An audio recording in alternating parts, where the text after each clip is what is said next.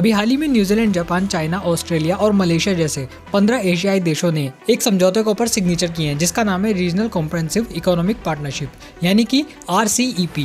इन 15 Asian countries का ये जो एग्रीमेंट हुआ है वो एक फ्री ट्रेड एग्रीमेंट है। फ्री ट्रेड एग्रीमेंट को आप इस तरह से समझ सकते हैं कि जिन देशों ने भी इसके अंदर सिग्नेचर किए हैं उसके अंदर वो जो कंट्रीज हैं आपस में अपना बिजनेस करने में, टैक्स की लेन देन में और कई सारी ऐसी एक्टिविटीज जिसकी वजह से बिजनेस वहाँ पर आसान हो जाए उसको आसान बनाएंगी। और यहाँ तक कि ये जो देश हैं ये आपस में अपने बिजनेस को बढ़ाने के लिए एक दूसरे का सहारा भी ले सकते हैं। अगर इन 15 देशों में से कोई भी देश एक दूसरे देश के अंदर जाकर बिजनेस करना चाहेगा तो उसे यहाँ पर बहुत सारी सुविधाएं दी जाएंगी इस एग्रीमेंट के अंडर। जिन 15 एशियन कंट्रीज ने इसके अंदर सिग्नेचर किए हैं माना जा रहा है कि उनकी आबादी दुनिया की 30% है और लगभग वो 30% ग्लोबल GDP को प्रोड्यूस करते हैं। मतलब पूरी दुनिया की GDP का वो 30% है।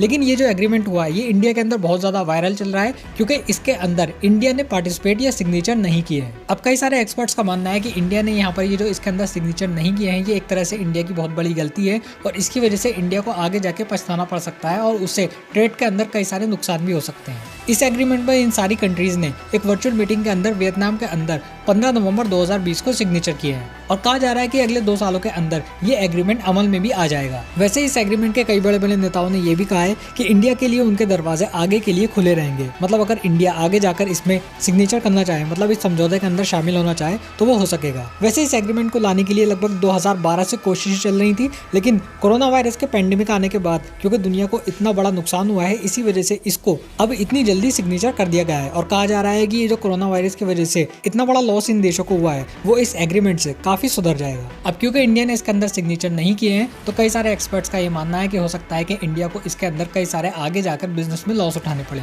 तो इसी वजह से एशिया का ये जो अब तक का सबसे बड़ा एग्रीमेंट हुआ है जिसके अंदर इतने बड़े बड़े देश शामिल हुए हैं वो इंडिया के अंदर काफी ज्यादा वायरल हो रहा है। सो गाइस इस वीडियो में इतने। अगर आपको ऐसा लगता है कि आपको आगे भी मेरे कंटेंट देखने चाहिए तो आप मेरे चैनल को सब्सक्राइब कर सकते हैं और लाइक भी कर सकते हैं। मैं मिलता हूँ आपसे नेक्स्ट वीडियो में, तब तक के लिए टेक केयर।